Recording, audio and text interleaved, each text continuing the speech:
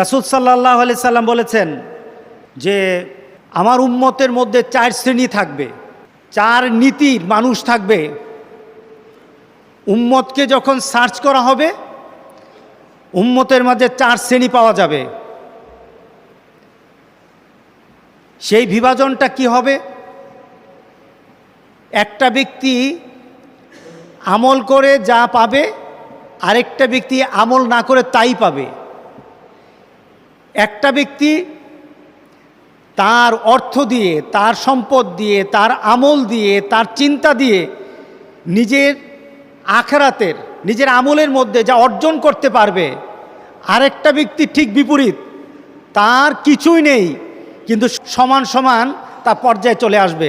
দেখা যাবে একটা লোক তার ইলম এবং অর্থ দিয়ে যা পায়, আরেকটা লোক ইলম এবং অর্থবিহীন তাই পায়।